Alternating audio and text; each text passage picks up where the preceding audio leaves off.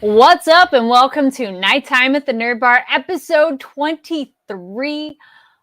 Every week, I'm just like, yay, us, we're still going. We should have a party when we hit 50. I know, that'd be, We oh, should. man. And also, this is your sign that if you've been meaning to do that thing and stick with it, because the hardest part is starting. Yeah. So, yes.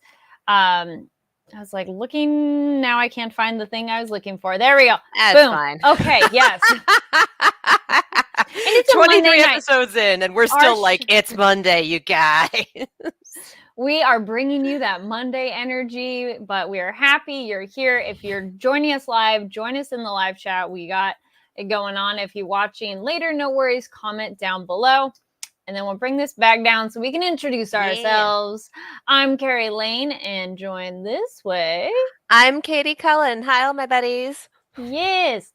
It's been a while since I've done that intro.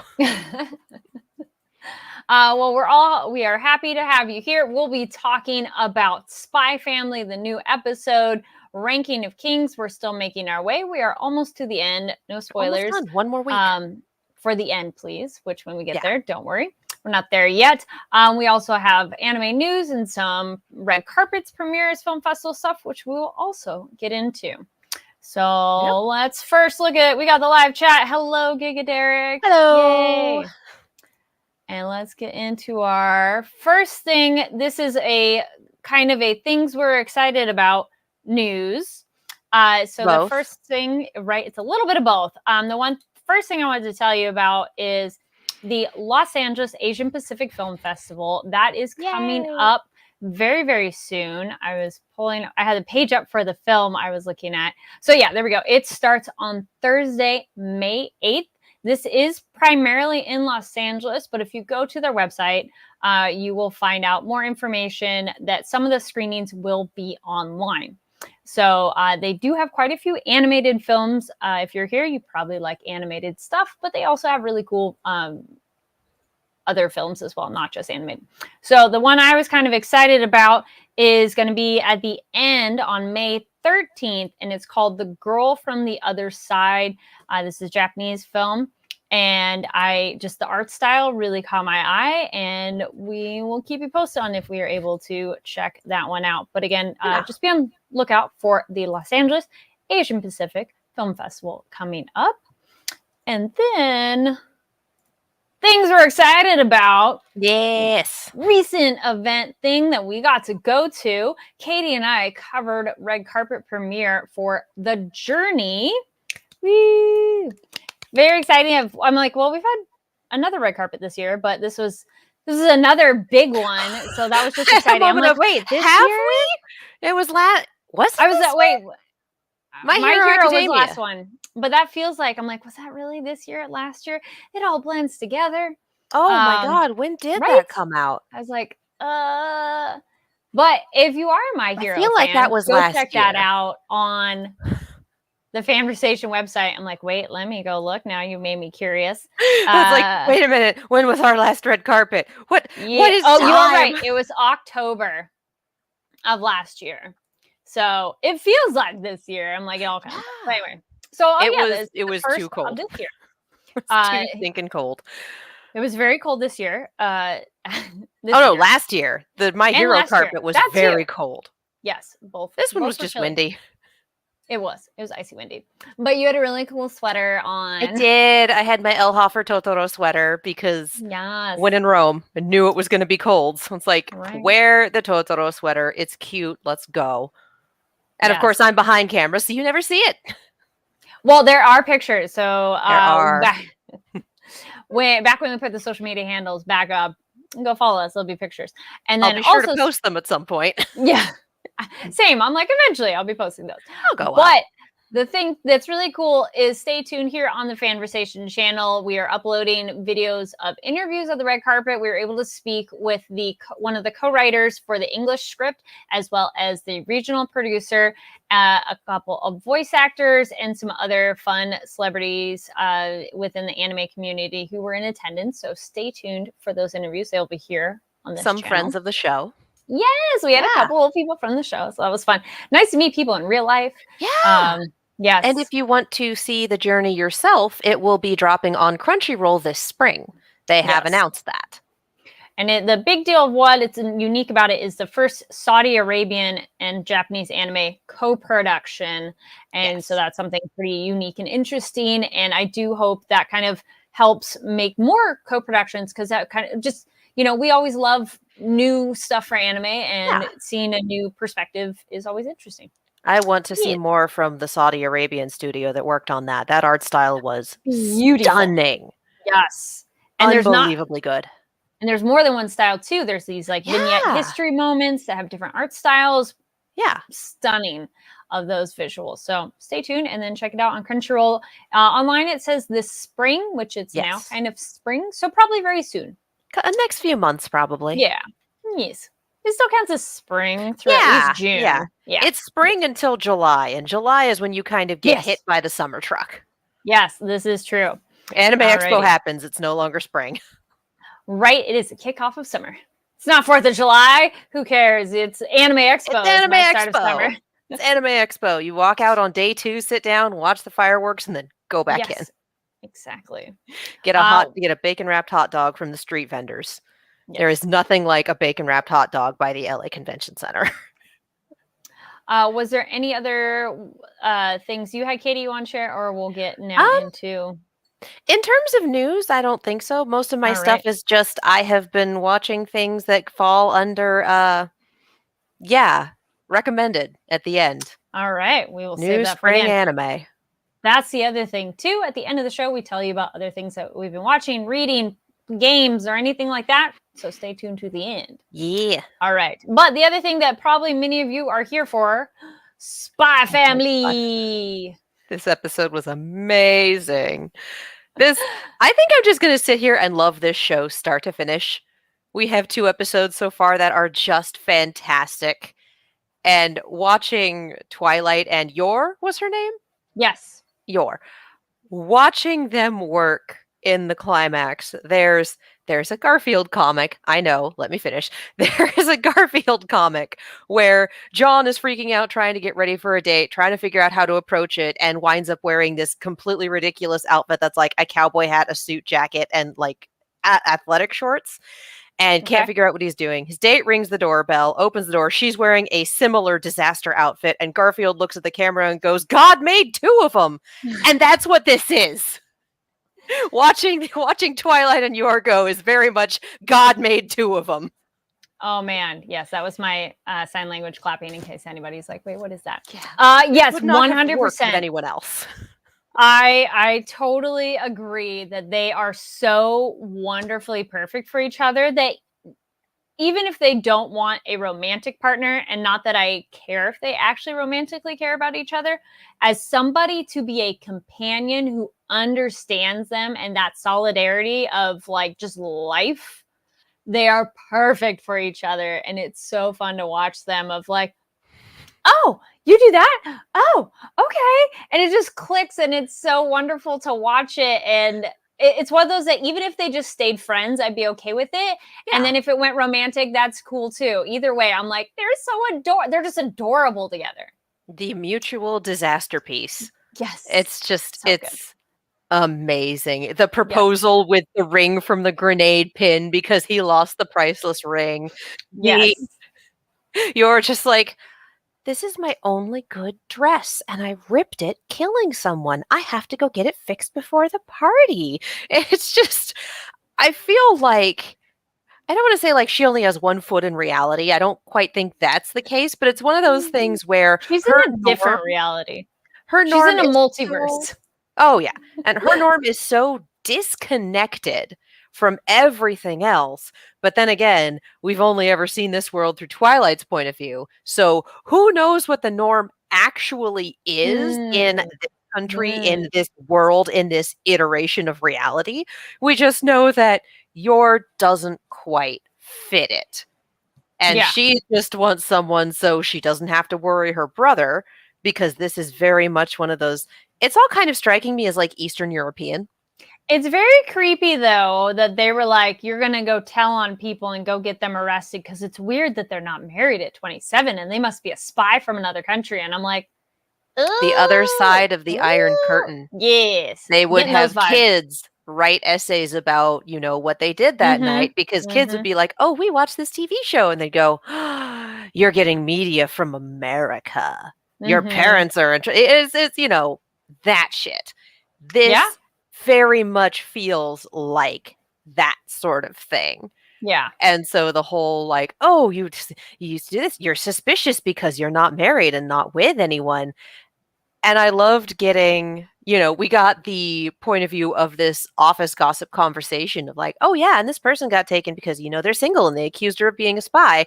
And then cutting back to Twilight, like, well, why don't you just pair up with another agent? Well, the spy crackdowns have caught a few of them, and it flashes back to that same visual of the woman being arrested. And it's like, oh, they actually did catch one. Oh no. Pulling up the live chat, Tengen points out they service each other's occupational needs. True. They work very well together. Oh yeah.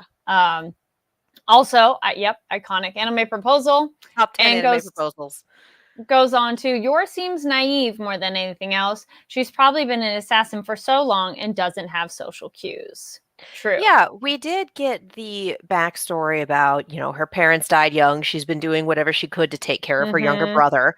The fact that she's an assassin is either super state sanctioned or really, really hush hush. Either way, I don't think it's a factor in her brother's political career. Like, either the people up top know it and it's fine, or they have no idea. I'm going to go with the no idea. And then also with that, I was going to say I think they know it because she was sent to assassinate traitors in the killing that we saw. That's true. That's a good point. I love the moment when Twilight uses her backstory of like, that's a very commendable life path. And when the woman's like, she's a whore. And I'm like, shut up. And like, so I love your coworkers are terrible. Yeah. Why are you at this party with these awful people? Oh, they are so bad.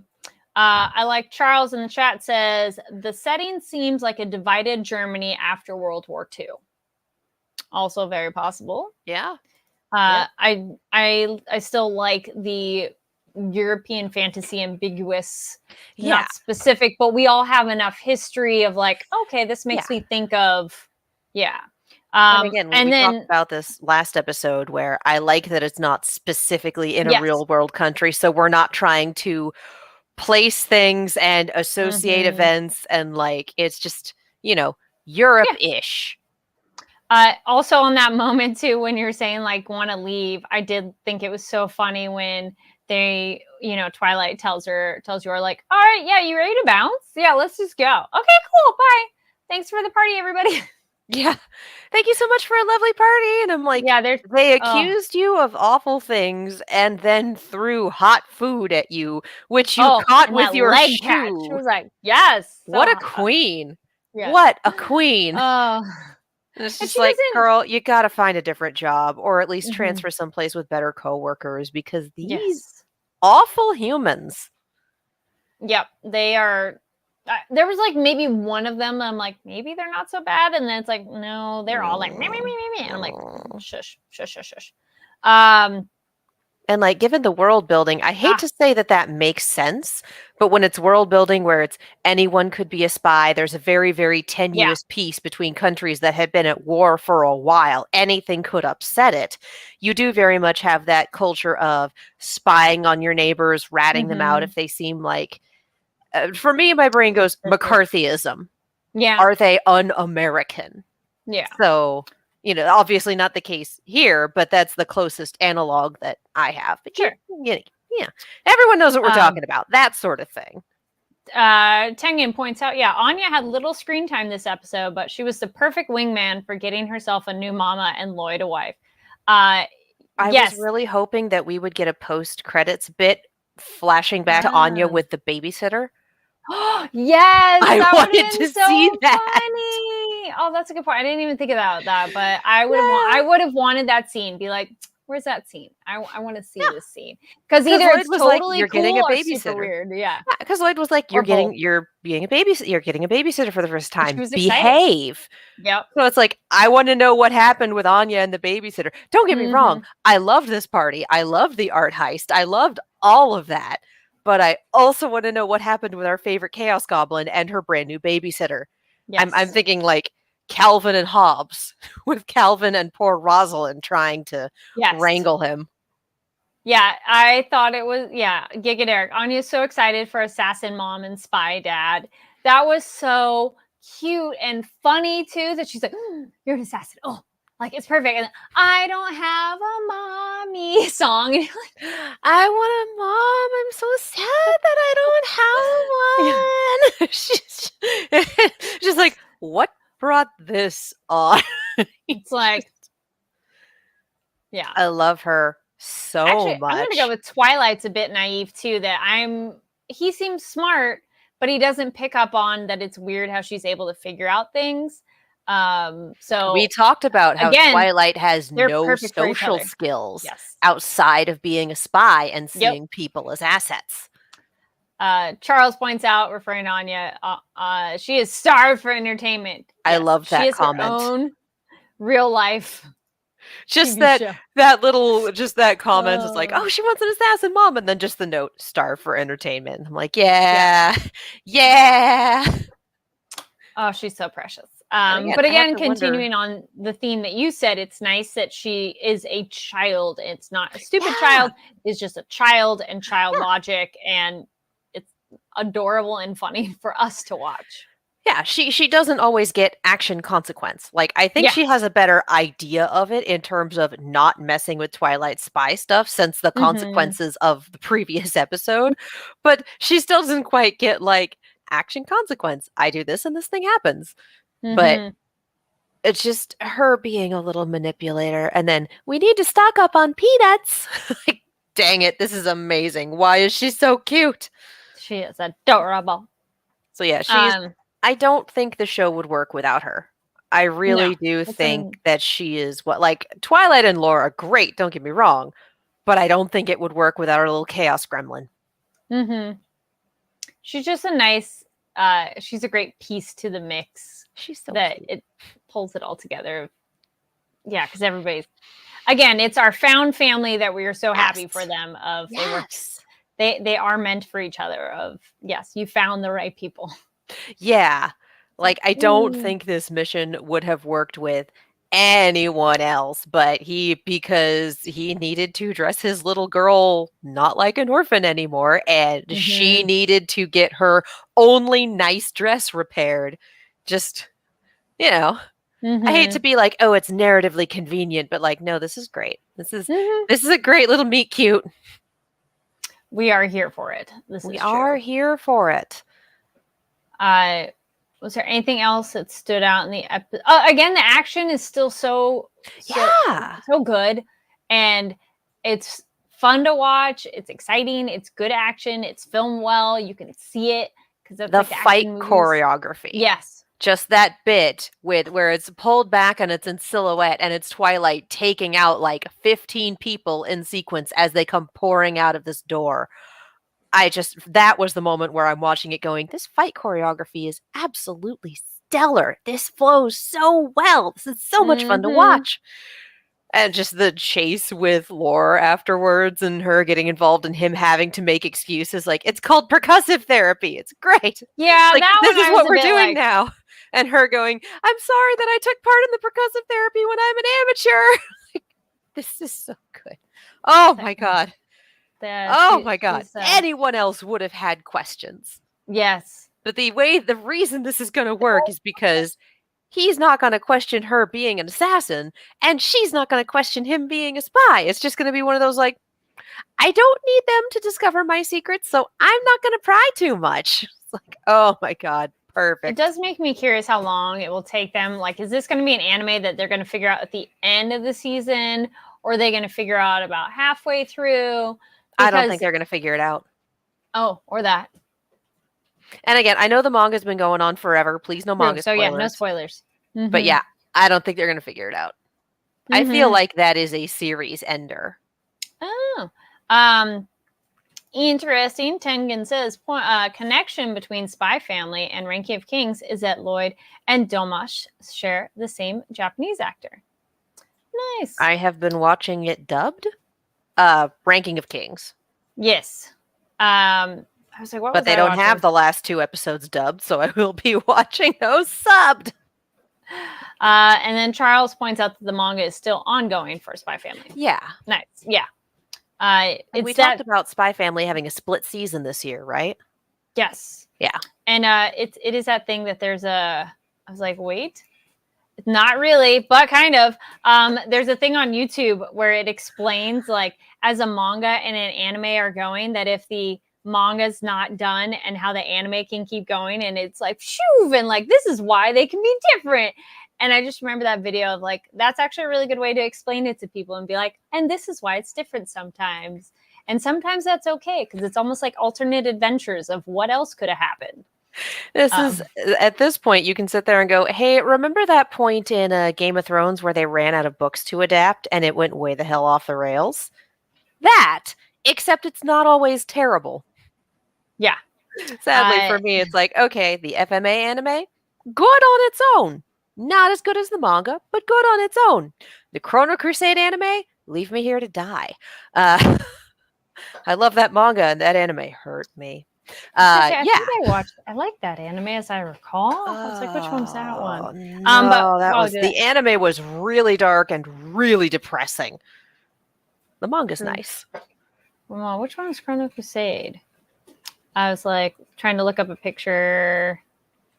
It's that thing where you're like, which one?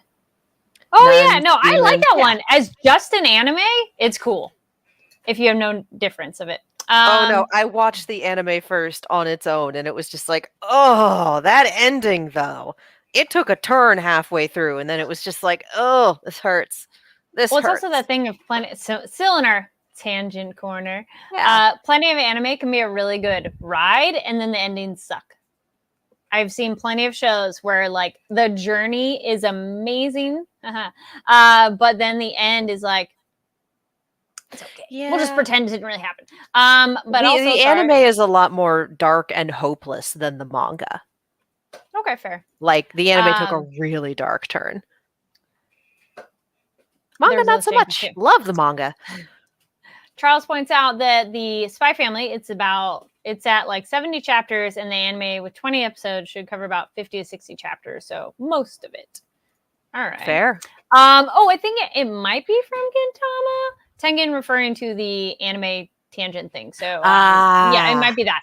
If you can find it, it's so funny. All right, back to Spy Family. All right. Yes. Anything else for Spy Family before we get into? I don't think so.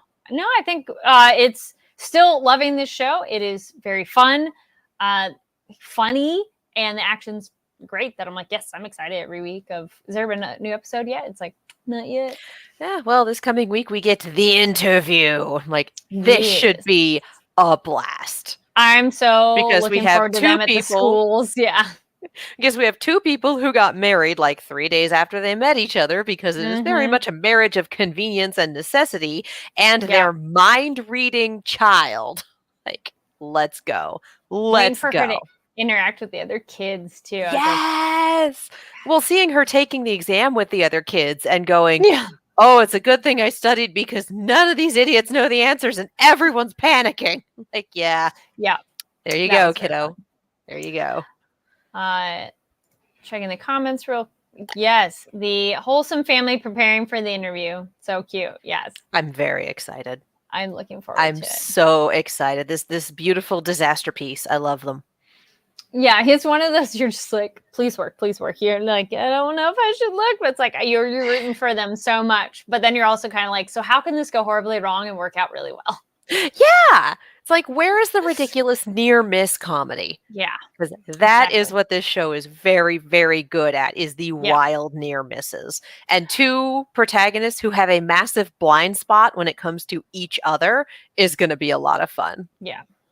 Well, then here's my pseudo bad transition. Speaking of near misses, but not misses, we got a few stabbies and things for Ranking of Kings. Whoo! So these next episodes. So if you were just with us for Spy Family, thank you so much. Stay around for Ranking of Kings and the rest of the stuff at the end of the show. But our Ranking of Kings fans, thanks for joining us on that journey. We are now talking 19, 20, and 21. We are almost at the end. My goodness, these episodes. Whoo! Buckle 19 up. Did not feel like it was 21 minutes long. 21 felt like it went on forever. Not in a bad way, but in a so much is occurring way. I will say the one, and I need to get this out of the way because this doesn't have as much to do with the anime, and it's very much a Crunchyroll problem. I mentioned having an issue with Crunchyroll not having subs or captions available for when you're watching a dub, which is usually, for me, relatively okay. I'm fortunate enough that I don't necessarily need them. Like, it is very much an accessibility issue for people who do need them. I am fortunate enough not to be in that boat. However, when we had the nice little conversation with the demon and the Japanese subs were hard-coded in there, we did not get any English subs. We did not get any captions. Nothing. So when the demon talks, you get nothing? Whoa, whoa, whoa, whoa, whoa, whoa, whoa, whoa, whoa, and the Japanese subtitles, and no, not good. So this... No, that should be dubbed. Like, it should. Or even they should put the subtitle. They should hard code English subtitles in there for when you're watching the dub. And they didn't. So we had to, when we were done watching these episodes, go back. And because of the way Crunchyroll has things set up, you can't just change the language. You have to change the season. Which is just like, why do you work like this? Why is this your UI? I didn't design it. Go down to the Japanese one, scroll down to the episode, and then try to find the point where that happened. And so that's when I was watching The Devil is a Part-Timer a while ago, when it was on Netflix. For those of you who aren't familiar, it's a reverse isekai where a demon king, some of his followers, and the paladin that's trying to end his life wind up pulled into modern Japan, and the demon king winds up working at McDonald's, which is hysterical. But for the first half of the first episode, they're talking in like fantasy made-up language, and it's delivered really well, and I'm, watching it dubbed, and there's no subtitles. I'm like, okay, I can follow what's going on, even though I have no idea what they're saying. This is a great artistic choice. It wasn't until we flashed back to the fantasy world about 6 episodes later, my roommate walks in and goes, "Are you sure there aren't subtitles for this part?" And I turned them on, and there were. Like, oh, I'm an idiot. So it's one of those things where it's not, I blame Netflix at the time because it's like, you have the subtitles for the sub, which are different than the dub lines. And this was before I watched everything with subtitles, which was, kind of a problem. But you would think that they would know, like, hey, the first half of this is definitely not in English or any known language. Maybe hard code some subs in there. Maybe do that. Or, you do some kind of indicator. Like, even if it's a gibberish, it's not real words, language, you would put a translation so that everybody knows what it is. Of like, nobody's going to know what it's saying. Oh, that's so weird. But again, going back to Ranking of Kings, the demon speaks in demon. Satan speaks not in a language anyone knows. But in Japan, they hard-coded the subtitles there so you would know what he was saying. No such luck if you're watching it dubbed on Crunchy. No subs. Good luck, everybody. Do you know, did you try, because it's still on Funimation, did you try, do they have it on there? I did not look. Okay, because I'm watching still, I'm still watching Ranking of Kings on Funimation because I had already started it and it was just easier to stay there. But they should have that available. That is annoying. That was it is significant of different things too. Very significant. Like, because we picked up on, this is you're going into the mirror part. When we went back to go and see it with the subtitles, it's saying, "This is the second time you have betrayed me." It's like, no, that needed to be said. That's not something that could be gotten from context. That is important. Yes. So I continue to be displeased at Crunchyroll for failing to offer accessibility, subtitles, etc. if you choose to watch something dubbed. Like, this was a specific instance of, oh, come on. But overall, it is an accessibility issue. That is a problem. So, again, that is the accessibility rant for the day. Yeah, I was just trying to think of better. Yeah. Yeah, we don't have a lower third for that. This is just me going, do better on this platform, especially since you've done the fusion dance with two of the biggest anime streaming platforms out there. Yeah. Do better. And then, it is accessibility that I appreciate the subtitles, even watching it in Japanese, just because, like, if you're like, wait, what did they say? Or it blends together or something like that.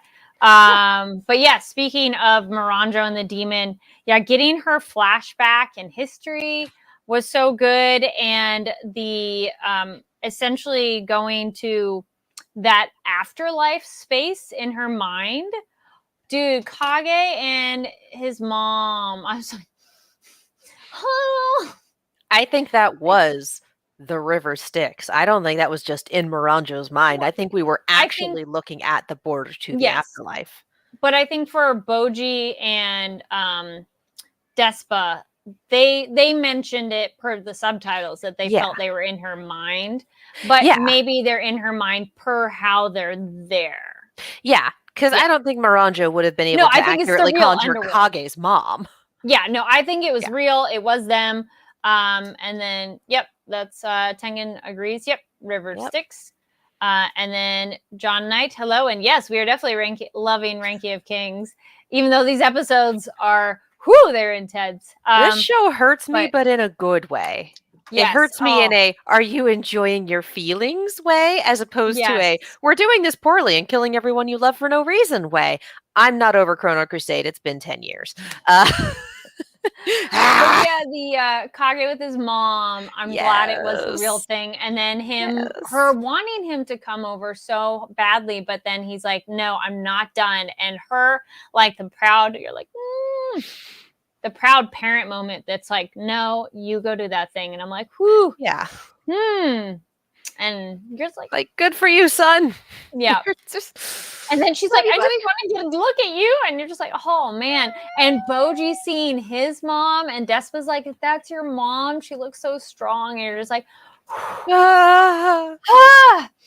You're like, wipe the tears away. Oh, my God. It's kind of a beautiful thing. And it's one of those that, like, whatever your beliefs are of the afterlife. But I like that idea for his mom talking to Miranjo of, like, I don't have any hard feelings against you, of, like, I don't feel those things anymore. It's kind of nice that long enough that pain is gone. And because I'm all, you killed her. And it's been long enough for her to work through it, essentially. Yep. Charles said, Boji seeing his mom and hearing her compliment, and then compliment him and being strong is like, and then that definitely, it struck a chord for Miranjo too, to hear that this person's not mad at you. Because I do think for her, it is that thing that, like, I think she hates part of herself. And so to have someone not be hating you when you think you should be, it, like, bothers her.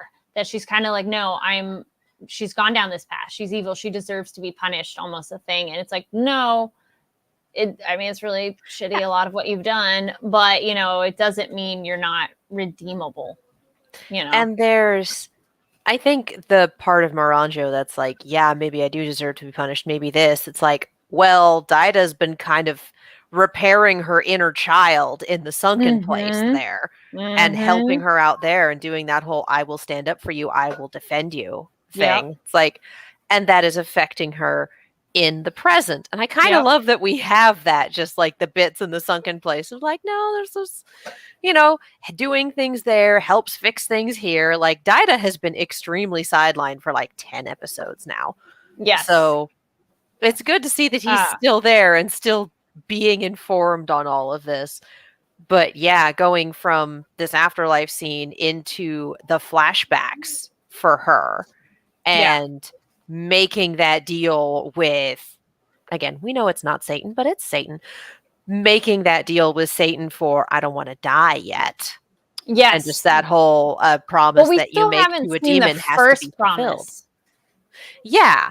Which I'm really intrigued about. Yeah. We did see a little bit of Biddy Miranjo seeing Biddy Satan for the first time. Cute. And I want to know more.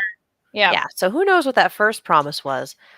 I also do like the explanation that we got. I want to talk about the ending of Boss's flashbacks. The first bit that we got in the very first episode. Yeah. Fixing things in your subconscious makes your conscious better. Who knew? Like, yeah. Psychology. So say that one more time. You're saying the with Boss what? The end of Boss's flashbacks. That we got at the beginning of 19. The ramifications of the betrayal of this country and them working with the gods and whatnot. And Boss coming back to see Miranjo having been tortured, basically, and staked to a pole in the middle of the city and completely losing his noise over that, which, yes, duh. So I find it interesting that the thing that the villagers were blaming Miranjo for in the sunken place, they were blaming her for their violent deaths when it was Boss's reaction to their actions against her.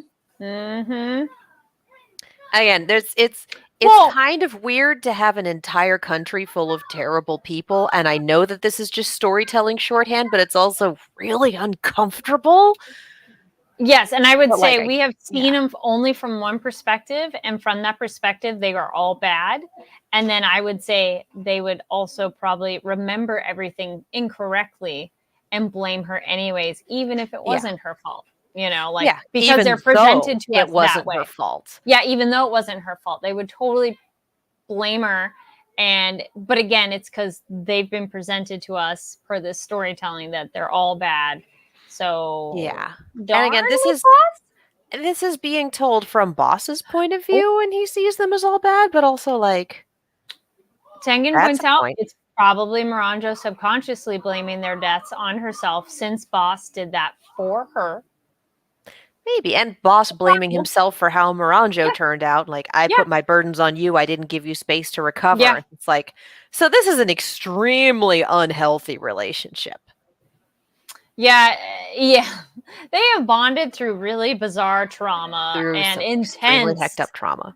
Yes, okay. But the other thing I want to touch on that we got in these flashbacks is, we had that conversation with that one city with the gods and going, well, your fields look fine to me, but that's fine. We'll still keep you. Just like that awful shark face-splitting grin horror movie. Love it. Shitty gods. I love this trope. I say wearing my Ruby shirt. But walking away, having that conversation amongst themselves about the era of the gods is over, our power is waning, and humanity's power grows by leaps and bounds, their knowledge grows.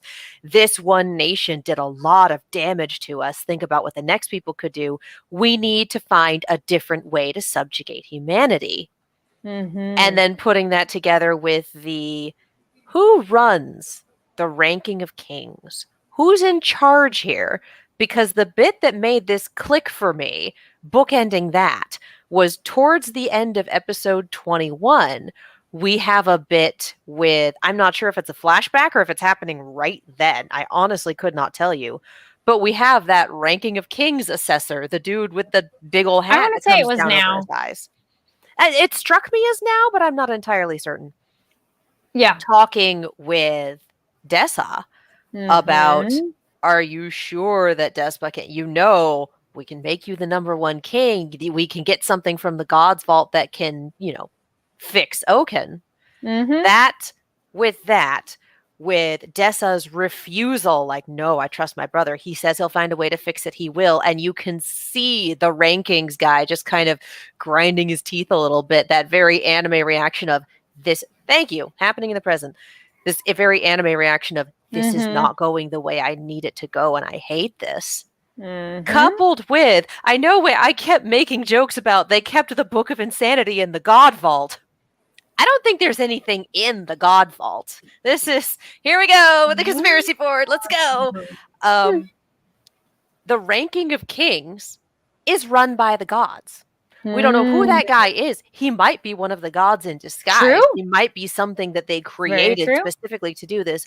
But you keep humanity. You keep all of these factions of mortals, your giants and your ogres and your humans and your whatever, fighting each other to get to the top. You make the world into a giant crab bucket. So they have to fight each other to get to the top.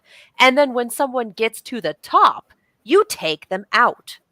Because remember, they said that every time there's a number one king and they go into the God Vault to get something nice, they either disappear or go insane. Heavy implication that our feral king in the forest is one of those. Yeah, God culling potential threats. This also makes sense why Boss, who was arguably one of the strongest people in the world, to the point where Dessa was like, the only way I'm going to be able to face him is when he is in this like 14-year-old kid's body. If he were still in his giant body, I wouldn't even try. I'd be hosed. Whereas Dessa was ranked number 2, Boss topped out at 3. They never made Boss the number 1 king, despite his being the strongest, because they'd already been in a war against him and they knew the damage he would do and they knew that he was onto their shit. So the ranking of kings is just the gods making the world into a crab bucket. If you can make humanity fight each other, you don't have to subjugate them. They do everything for you. I feel this is real life metaphors too. Oh God, yes, absolutely. So Boji, being a king who has, well, been forced to, for one, because he is not physically strong and not able to keep up that particular tradition, but is partaking in non-lethal fighting and in compassion as a measure, forgiving Appius, forgiving, what was his name? Gigant, the ogre, Gigant. Gigant, yeah. Basically looking at all of these people and going, you deserve a second chance, work with me, you're fine. Just, this is the sort of thing that would bring humanity together enough to be able to stand up to the gods and win for good. This is the sort of thing the gods do not want.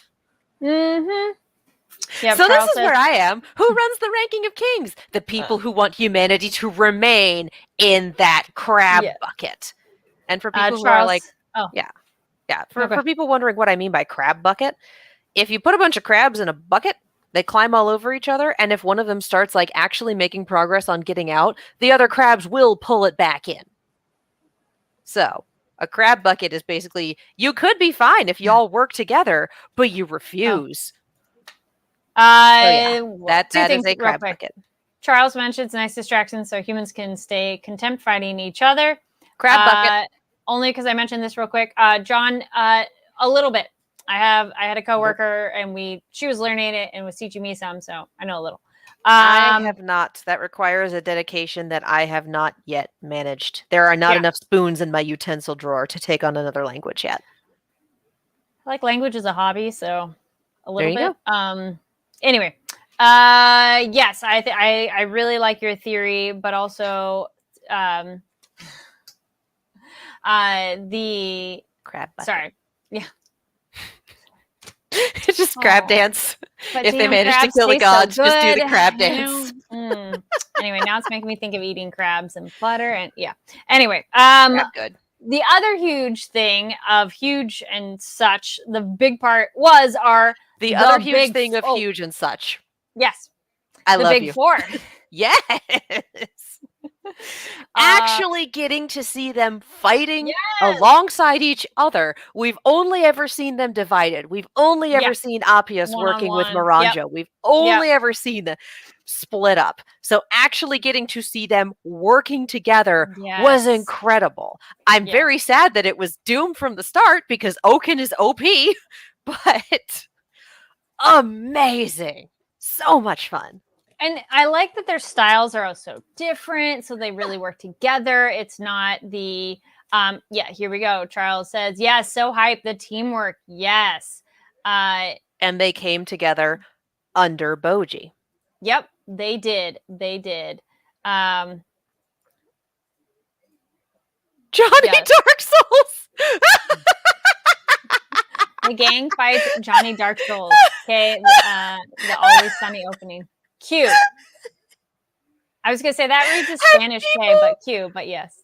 Have people been calling Oaken Johnny Dark Souls? Is this a new thing, or did you just make that up? Because that's amazing. Yeah. Oh, there we go. He is a Dark Souls boss, except he's not beatable. Yeah. That life bar does not go down. Well, it does and goes right back up. Yeah. It's like it's slingshots. It's like as fast as it goes down, come right back up. And the flip side of that fight, because we got the teamwork from the Big Four, which was amazing, we also started getting flashbacks from Oaken's point of view from before he became immortal and lost his mind, getting the flashbacks of his training from his older brother, from Despa, and remembering Despa's words to pick himself back up. So this is one of the, for me, for one, that is incredibly heartbreaking. Oh my God, show, why would you do this to me? For another, it's very much indicating to the audience that some part of Oaken is still in there. Yep. Giga Derek says, just me as far as I know. Johnny Dark Souls. First time I've heard that for Charles. I love it. I love it so much. I do feel, I really want hope that there is a chance to save him. And yeah. Okay, getting his anime power up, like, no, bad timing. Yes. I think here's the thing. We still have, like you mentioned, we haven't gotten Miranjo's first betrayal. We also haven't gotten the details of what their Oaken and Dessa and Despa, like, their dad had a name. I don't remember. Oh, it's been a while, but yeah. Him, yeah. We don't have the details of what exactly he did to pursue immortality aside from taking a human wife because he wanted to be able to experiment with kids and he knew that a giantess could only have one offspring. So we're going back to the Oaken is Miranjo's fault bit. It might not be Miranjo, but it was definitely Satan. Because once Satan showed up, you saw that Despa and that the captain were immediately fixated on it and that the captain was ready to take down Satan if he could.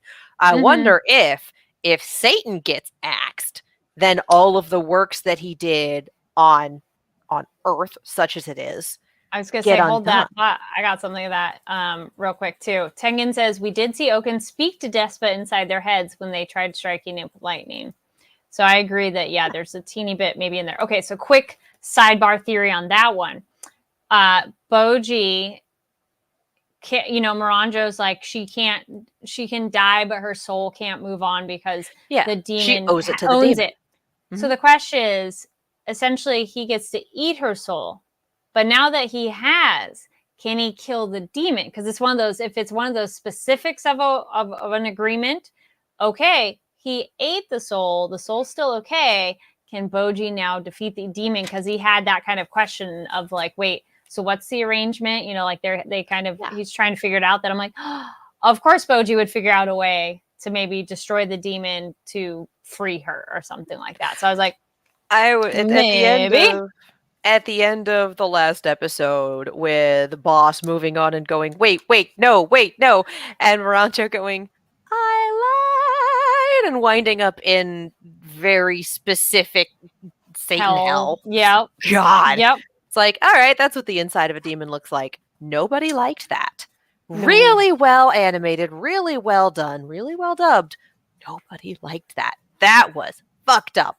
And eating the souls in like a painful way too, because even if tearing you're dead, them up and like, then them reforming and then just regurgitating it and doing it over and over again. Yeah, it's like, oh, this is a problem. So my comment after the episode ended was, so now we're gonna go kill Satan, right?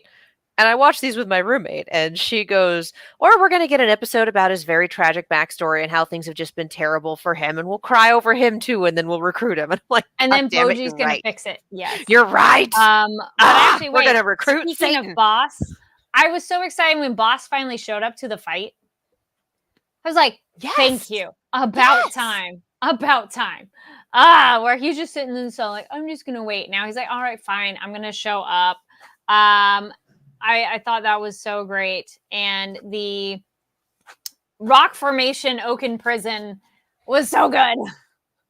It's like, oh, thank you. At least we have a temporary solution. Because I'm like, is he gonna baseball bat that or something? You know, what's going on? But I'm like, okay, that makes sense. Of like, if it literally cannot form and move in that shape. Though part of me feels like eventually it could, but might take time. Like, it was kind of funny in a "Are we okay?" sort of way. Like, this is a problem. And then I was glad that Boss healed them and he had the superpowers inherited. So then I'm like, wait, can Daida do this now too? Because we haven't really seen him use that power. But the way they talked about it is as if the body inherited, not Boss. So and that, again, we go back to Miranjo orchestrated everything. Miranjo found both of Boss's wives. Miranjo, you know, made sure that one died so that the other could happen. With the idea all along that Boss would take over Daida's body and live again. So she very much went, well, we can't set him up as a giant. Can't do that again. So we are going to set him up with healing powers so he can take care of himself or anyone else he adopts, I guess. But we're going to save him from the sickness, injury, etc. thing because that's how he went. So it's a hell of a plan on Miranjo's side. Yeah. Giga Derek says, on one hand, we got someone who could win the fight. On the other hand, that was the club that Boss used to smack around his subjects. I don't think he did so much with his, but definitely enemies for sure. But I mean, he did just hit everyone. It's like, yeah, he hit them all together. And I'm like, but still. Yes. But still. Finally show up on the battlefield and you have a whole bunch of people who are in the process of bleeding out and you decide that blunt force trauma is the way to go. I was thinking about subjects in general. So I was like, wait a minute. No. Well, then also Bojji kicking butt on that scene. And I thought it was a really cool visual to show Boss's, essentially his aura, like his energy, the way we've seen Bojji's energy a little bit, but like to fight that was a cooler visual than just like Daida. This was some Attack on Titan stuff. Yes. It was great. And I like the art style changed up a little bit too. And him running on the side of the wall. It was that was amazing. Really good. I got but even for that. Before that, King Boss basically demanding loyalty and saying, make your choice. And all of the big four standing up and saying, you put Bojji on the throne specifically. We stand with the true king. We're standing with him. It's just like, yes. And Kage going, oh, Bojji, they're all like doing this for you. And he's like, okay, you know. And all right. We still can't let them fight this battle. They will all get McMurdered. Yeah. I will be fine though. Yeah. Then, wait. I was like, was that the last one? No, there's some No. It was the beginning of this one, right? It's the beginning of this one when Oaken rips out of Kage. Right? Yeah. Yes. I just wanted to mention that because that's that was what sent Kage to the afterlife. Yes, because I was wondering, remember we talked about like, well, what's going to happen if Kage eats him? Like, is he a bottomless pit or everything? So him like essentially getting ripped open as him came out. I'm like, well, we were just wondering. And that answered that question. And I'm glad he's okay. Kage is a bag of holding, and you don't put living things in bags of holding because they will fuck up everything in that dimension. Made that mistake with the D&D character once. Yes, that did not go so well. Yep. And then Charles, tears swelled up when the big four stood with Bojji. Oh, it was beautiful. Made me so happy too. So good. And then it was also just that great moment too for our sword man betrayer. I'm having a momentary lapse. Domas. Yeah, I was like it's Dumbass. Yeah, Domas. Yes, Domas. Him standing up for Bojji and essentially still really risking his life a little too easily to prove like his sorriness, but I liked how much he's like, you know what, I will go like back to our baseball bat. I'll go to bat for you. Yeah. And I think that's the way to essentially earn Boji's forgiveness, in terms of just show up for him and be there. And like, that's what you can do. And also, so like, Hokuro showing up. Like, my boy. Hokuro has felt a lot like a tag along for, let's be real, most of this show. But he's so damn earnest. You need someone like that in the cast who is just 100% here for it. Like, there are no machinations. There are no, he likes Boji and he wants the best for him and he's ride or die for him. And I'm like, we love Hokuro. We stan a king. Yep. And then we also get the mirror breaking. So that's the other huge thing that I'd say. Appice made me cry. The what? Appice made me cry. When he was like, don't break it? Or? Mm-hmm. Because it's like, oh, we got to see the big four standing together. We got to see like all of them pledging their loyalty to Boji. But we also have Appice losing his ride or die. Losing the person who made him feel like he could do more, like he could be more, that helped make him the person he was today. Like, Miranjo did a whole lot of awful, awful stuff, and he knows that. But she's also the person that helped him feel more like a human being, that helped him feel like he could be more. Again, his ride or die. And knowing knowing that she has to go, he still can't stand the idea of losing her, of losing that support of that person who's built him up so much. So it's like, I get it. Oh man, like, she's got to go, but also it's like, this makes a lot of sense from his point of view. This poor man, he's been through so much. Well, then that also leads to the idea too that reminded me of how Miranjo's thinking about. She didn't even talk to Boss about bringing him back, that she goes, maybe this wasn't a good idea. Yeah. And like, I did all generally of this speaking, for me. Don't bring people back from the dead. It always goes wrong. Per our movies and television shows. Never a good plan. I am going to do a pet cemetery all of my own. No, please don't. Yeah. Please don't. No. It's came back wrong. And it comes back wrong. So I feel that is a little bit of growth in her part, that she kind of goes, maybe I shouldn't have done this. So I feel she's on her way towards redemption. And we saw her inner child get restored with Daida and then come back to her. And I think that was essentially her ability that was her basic human empathy. Yes. Right there. Her ability to feel for other people. Yes. And that being healed and restored to her. Yep. Oh, yes. When she healed them and she's like, I kind of don't know why I'm doing this, but I feel I should be doing this. I was like, okay. She's like, wait a minute. These are the problems I caused. I feel like I should be doing something to fix the problems I caused. It's one of those things where it's not quite there, but we're working on it.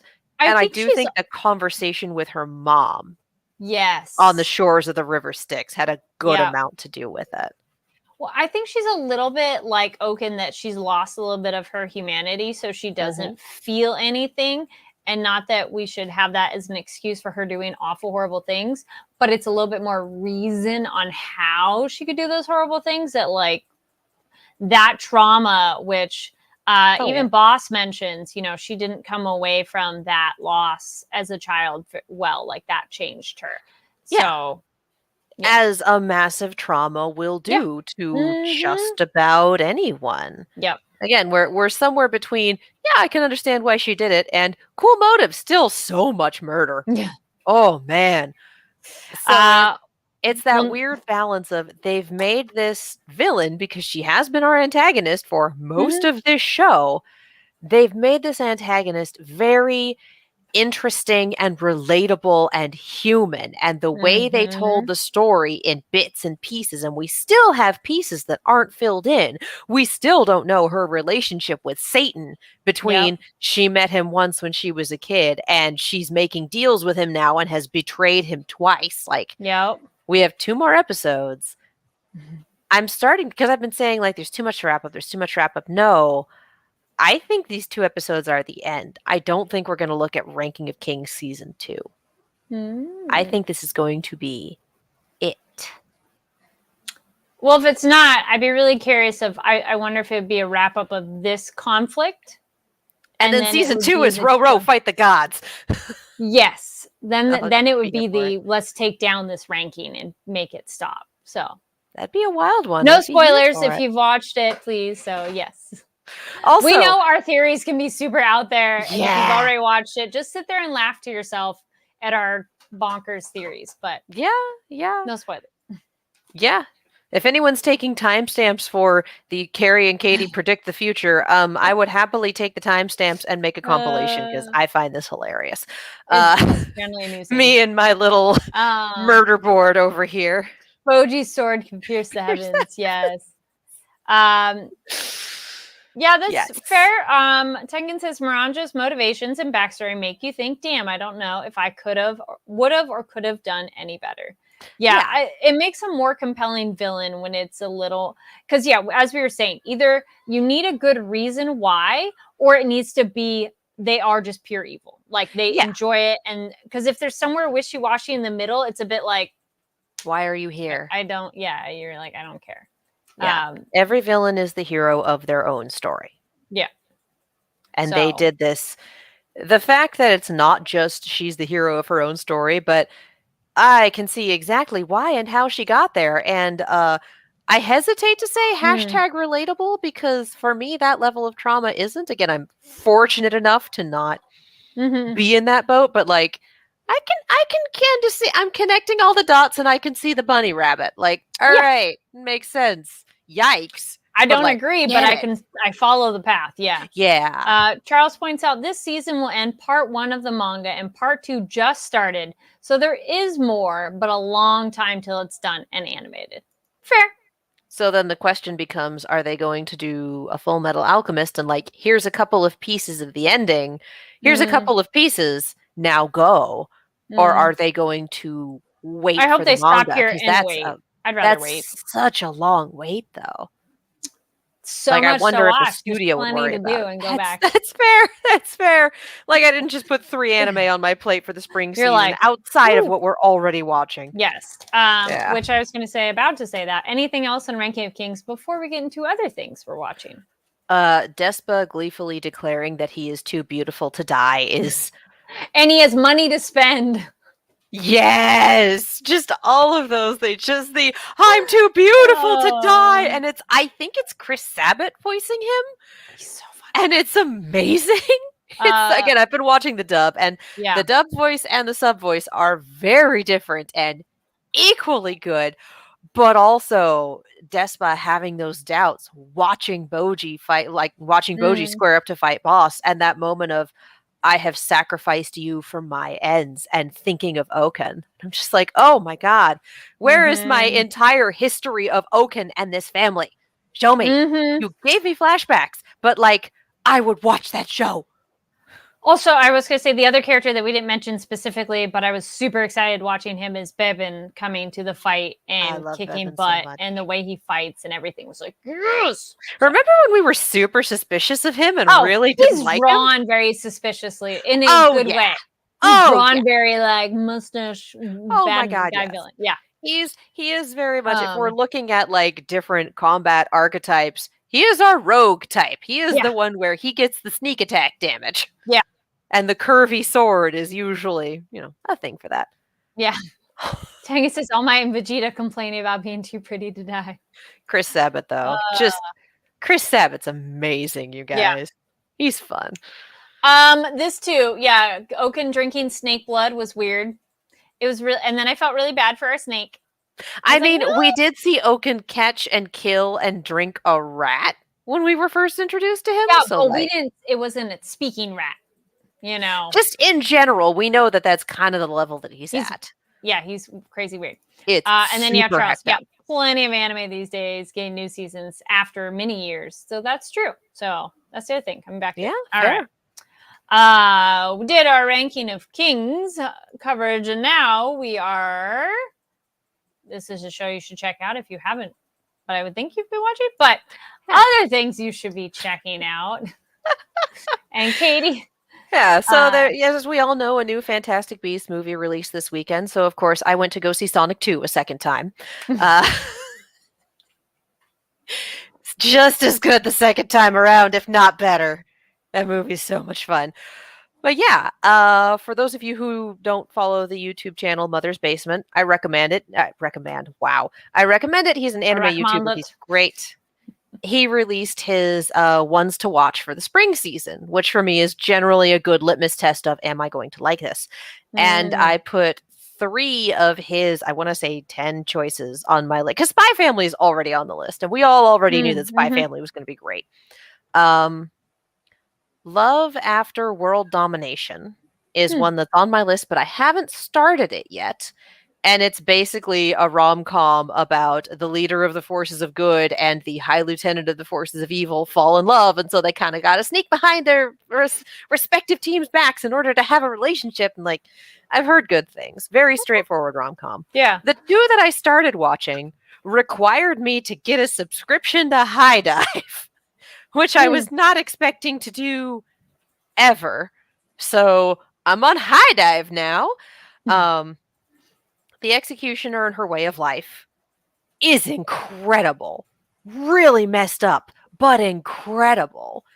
The idea being, like, you know, we have 1,000 isekai every season. Well, this is a world where people get isekai'd in on the regular and have massive world-breaking powers, and the world has kind of gone, this is unsustainable. So on the one hand, we have the church, who is trying to essentially destroy people when they get isekai'd before their powers can get out of whack and destroy other things. And there have been like giant disasters caused by isekai'd people who lost control of the powers that they got. And on the other hand, we have like the royal and noble class, who are specifically isekai'ing people to try to take down the church. In the middle, we have our titular character, our executioner, who was raised and trained by the church after she was a sole survivor of an isekai-caused disaster. Like, and you get to see the flashbacks. It's messed up. Okay. And it is her job to take out isekai people. Well, the first episode is a glorious bait and switch. It's fun. If you came in thinking it was going to be a normal isekai, it really pulls the rug out from under you, but like, it's great. But the isekai person that she tries to take out has a power that doesn't allow it. So we're 3 episodes in, we're meeting some new characters, and we're trying to figure out, like, she's trying to figure out, how am I going to take care of this problem? And our isekai person is probably in lesbians with her. I think that's where we're going. And it's just kind of like, I'm in a new world. This is super weird. I'm kind of along for the ride, and I trust you explicitly. There are some weird bits of violence. There are the occasional weird bits of body horror. Like, I'm expecting parts of this show to get very, very dark, but I am also expecting this show to have full-on lesbians at some point. And so it's a very odd balance, but I am very much here for it. Yeah, I've heard that one's Yuri. Lesbians. So, like, I'm here for it so far. It's definitely done some weird things. It's okay. I don't know how dark we're going to get, but 3 episodes in, I really like this. And on the complete other end of the spectrum, I forgot the title for this one because it includes the character's name and I can't remember it. You're like, hold on. I have it written down. That's what it is. Ya boy Conming is the other one that I went to HIDIVE for, and it is a reverse isekai because this is my life. If anyone's familiar with the Three Kingdoms period in China, there was a strategist there by the name of Conming, and the premise of this show is his dying wish was to be reincarnated into a peaceful world. So he wakes up in Japan on Halloween night and thinks he's in hell, which is hysterical because he just goes along with it. Runs into an aspiring singer with an incredible voice, and long story very short, decides, like, I am going to take all of my strategic know-how and apply it to the music industry. I'm going to learn how this works, and I am going to get her into the music industry. It's going to happen. I will put a content warning on this one for suicidal ideation. There is one point where in a flashback, a character tries to step in front of a train and another character stops them. So that happens in the first episode. That is a good thing to be aware of if that is something you have a problem with. But so far, ya boy Kong Ming is amazing. It has fantastic comedic timing. It has great characters, and the music is stellar. Like, I want this soundtrack. I've watched one episode. There are 3 out so far. I've watched one, and I need that soundtrack on my Spotify on repeat. It's so good. So that's always fun, finding good anime music and theme songs and soundtrack. Yeah, so highly recommended. The Executioner and Her Way of Life and ya boy Kong Ming.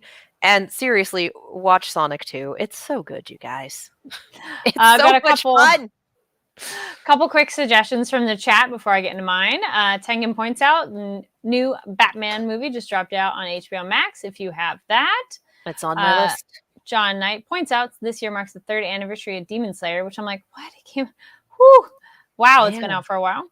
Giga Derek says Shikimori is not just a cutie, is very sweet and wholesome show.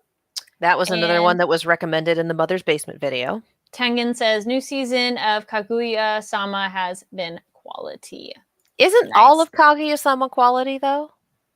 To my understanding, is that show not entirely quality? I've not watched it. I was going to say I haven't watched it yet.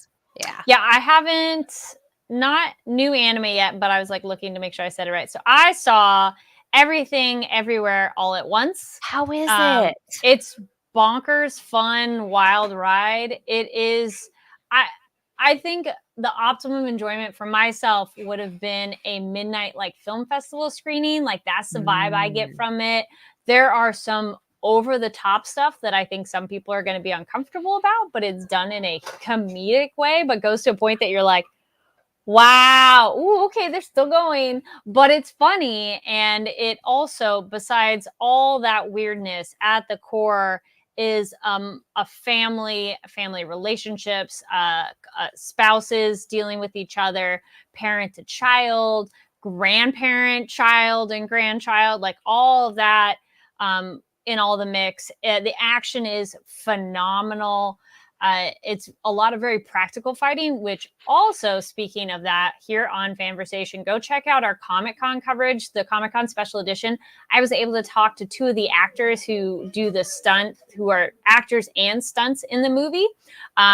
It's Brian, I want to say it's Brian and Andy Lee, and it's a cop, it's a bald guy cop, and then there's a guy with a checkered shirt, and they do some really goofy stuff that if you have seen it, you'll know what I'm talking about.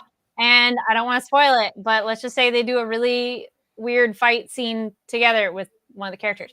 But yeah, right. I love the surrealism of a lot of it because it is real world, and then it goes to essentially other. I don't want to say anything because the less you know is always the better. It is an A24 movie, so it's gonna have that weird artsy veneer. Yeah, and in some place. That's all A24 really movies do. Fun. And I like that. I like that it's if you want something super just different, but still has heart and just exciting action and also very funny, go check it out. It is a mix of English and subtitled, so just be ready for that because they do go between languages. Because when I sat down, I was like, I actually don't know what language I'm watching this movie in. Essentially, don't go when you're tired because you're going to have to read. It's kind of the other thing. Or make sure you have your glasses if your contacts are dry, because that can be my problem when I go. I'm so tired right now trying to read it. But anyway, I do recommend it. Also, I just recommend seeing more artsy and more unique films in theaters if you're able and comfortable, and in the sense of go support those films. Because if you want more and unique things made, we have to put our money there, because then that shows, hey, people go see this, which we all do for anime. We come out and support for that. But I would also say, if you can, indie films that are more unique and interesting and diverse storytelling, check those out. Check those out as well. There we go. Yes. words and things. I have heard very, very good things about Everything Everywhere All at Once. Yeah. And it's just if you can, and again, if you feel comfortable and safe doing so, theater is great because it's just like to see the visuals is so cool that way. So, yeah. Yes. Well, those are the things you should be checking out. Thank you so much for joining us. If you were live in the live chat, thank you again. If you're watching this later, no worries. Again, comment down below the stuff you thought about while we were talking about it. And where can people find you online, Katie? You can follow me all over the social medias as well as on YouTube and Twitch at Kiaxet. That is Kiaxet. We are breathing some life back into that YouTube channel. We have the Kingdom Hearts 4 reaction, and also we sat down and did a long video on Sonic 2, spoiler free in the first part, spoiler heavy in the last part. That is still rendering, but it'll be up soon. So all that fun stuff. All the joys of rendering waiting. Yeah. You know, a 90-minute video is going to render for overnight. I also am we have a sister channel with my roommate called Silver Screams, Silver_Screams. It is all about horror stuff. If you watched Scream in theaters, the latest Scream 5, Scream 2021, whatever we're calling it. If you watch that in theaters, we have, or if you've watched it at all, I think it's available on digital at this point. We went into depth on that one as well, and it's a good time. Nice. And next week will be the finale for Ranking of Kings. Yep, woo! I am not ready. Yes. My goodness. I was trying to show this shirt, so my deep cut reference. Hold on, I gotta awkwardly lift this so you can read it. So, Commoner's Coffee. Hope you get the reference. That's a very specific one. Yes. I was like, wait, I could have just sat. I can't sit very well. Anyways, yes, you can find me. There we go. It's backwards. We're going to learn this eventually every time. Yep. Carrie D. Lane on all the social medias. The Journey red carpet videos should be up very, very soon, tonight, tomorrow, on the Fanversation channel. So check those out. And on my social media, I just posted some video and pictures from Holi. There was a Holi event recently, so that's Indian Spring Festival, Triumph Over Evil, and it's the colors. Like, you've probably seen the color stuff. So that's in a very truncated explanation of it, but it's very fun, and I shared a video of that. And yes, Gigaderic, you got the answer right of what that is. Let people have a chance to guess what that shirt is. But then stay tuned. There's more other cool stuff coming, and we'll be seeing you next week. Thank you for joining us. Love ya, and be safe out there. We'll see you next time. Bye.